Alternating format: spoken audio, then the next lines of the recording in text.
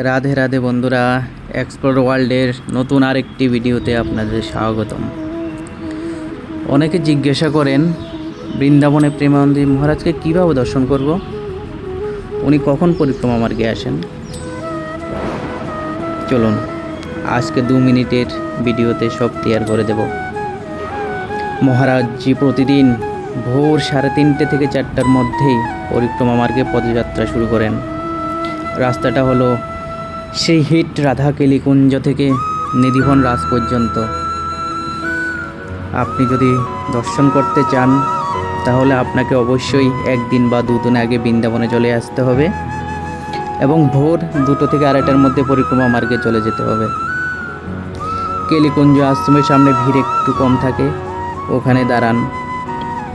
আমি যখন গিয়েছিলাম আমি কিশোরী কুঞ্জের কাছে দাঁড়িয়েছিলাম, কারণ মহারাজজি যখন আসেন 2 মিনিটের জন্য দাঁড়িয়ে ওখানে সবাইকে আশীর্বাদ দেন। সোমবার বুধবার একটু ভিড় কম থাকে অন্য দিনের তুলনায়। আর আপনারা যখন আশ্রমের কাছাকাছি গিয়ে দাঁড়াবেন তখন মোবাইল ফোনটি সুইচ অফ করে রাখবেন, নতুবা সাইলেন্ট করে রাখবেন, কারণ অনেক ভিড় থাকে, তার মধ্যে আশ্রমের অনেক নিয়ম কানুনও থাকে। তো এইভাবে আপনারা প্রেমানন্দজি মহারাজকে সামনে থেকে দর্শন করতে পারবেন।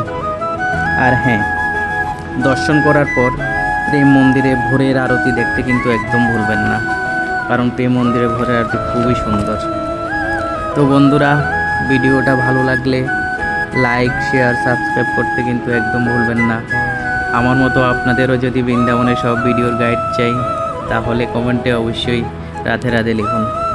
আজ এই পর্যন্তই, আসছি পরবর্তী আরেকটি ভিডিও নিয়ে। রাধে রাধে।